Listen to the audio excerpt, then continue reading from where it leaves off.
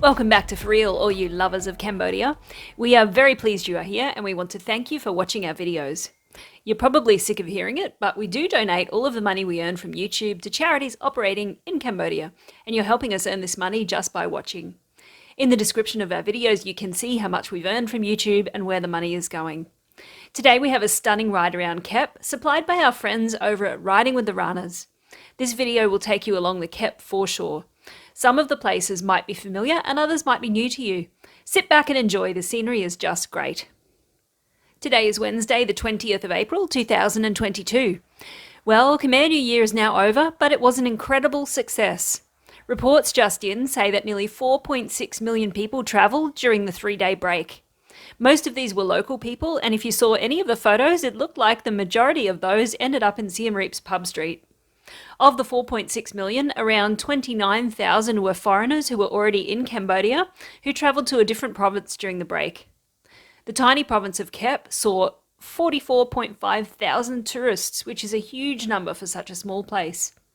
Phnom Penh seemed to be one place that was more popular to leave than to visit. However, those who remained in the capital over the break converged at Wat Phnom. One thing you'll notice about photos from the festivities wherever you look is that very few people are wearing masks. There hasn't been an official announcement that masks are no longer required, except for the sparsely populated provinces of Ratanakkiri, Mondulkiri, Stung, Treng and Preah, where you can now bare your face legally once more. So the masses celebrating in Kep, Siem Reap, Battambang and many other places were technically still under a mask mandate. The Prime Minister has said that he will wait 10 days to see if the COVID numbers surge following the Khmer New Year festivities, and if not, the other provinces will be allowed to go mask-free. The Secretary of State said, "Concerned about whether there is a COVID-19 infection or not, we should look at the state of happiness of our people and also accept responsibilities and decisions of individuals and families in implementing COVID-19 transmission protection. We have not been able to assess the status of the infection yet, as we have just completed our traditional Khmer New Year celebrations and we have to wait and continue to check in case of any outbreak in any area until the end of April." The Secretary of State advised that if the results are positive but mild, people should isolate to prevent infecting family members and take good care of themselves at home, as instructed by the Ministry of Health in the past. The Secretary of State also called on people to get vaccinated with both basic and booster doses to maintain their individual immunity. Speaking of vaccinations, Cambodia's full vaccination rate is nudging 93% just now. At present, 14.8 million have had their first dose, but only 14.1 million have had 2 doses. That's a difference of around 700,000 people. Authorities are beginning to look at why this discrepancy exists so long after the commencement of the vaccination campaign. We might see a renewed campaign for vaccination in the coming weeks, particularly if cases increase following the holidays. An American, Jacob Sims, and an Australian, Julian Brewster, have broken the record for the fastest ascent up Phnom Riel from the established trailhead. The trailhead sits at an altitude of 225 metres and climbs to a massive 1,813 metres over 10 kilometres. The pair were able to cover the distance in 2 hours, 26 minutes and 36 seconds. The old record was set by a French and American duo. On the 2nd of April, Sims and Brewster drove the 140 kilometres from Phnom Penh to Srei Khan 3 village at the base of the mountain with several other friends. From there, the group hiked the 2-kilometre trail to Camp 1 to spend the night.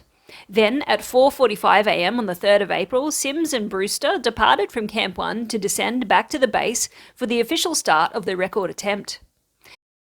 At 5:55 a.m, they left from the established trailhead with Sims setting a controlled but conservative pace. Just above Camp 1, the trail becomes very steep with a section of fixed line ropes for support. Along with the steepness, the heat, humidity and slick terrain are also considerable factors. When we got above the ropes section, we more or less knew that we had the record in our sights, so we picked up the pace from there, said Brewster.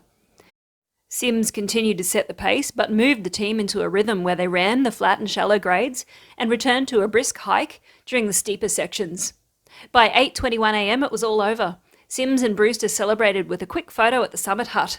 The vibe at the top was incredible. Total fog cover, but this great group of local guys who are doing traditional Buddhist tattoos welcomed us to warm up by their fire pit, Brewster recalled. Upon return to Sreikhan 3, their record-breaking ascent was officially validated. If you're keen to follow in their footsteps and spend some time trekking in the jungle, be very aware of mosquitoes. A recent report states that Cambodia is home to over 290 species of these bloodsuckers. With mosquitoes come some nasty tropical diseases. One kind of mosquito carries dengue, chikungunya and Zika. A second kind is the vector of human malaria, and a third transmits yellow fever and Japanese encephalitis. Dengue fever is a big concern in Cambodia, and it's the most notable disease in the kingdom. Malaria has been greatly reduced, however there was a resurgence of this disease in 2017. Japanese encephalitis is still quite rare, but in extreme cases it is the most deadly. As Australians, we're quite used to dealing with mosquitoes, but if you're from a cold climate, here are some tips.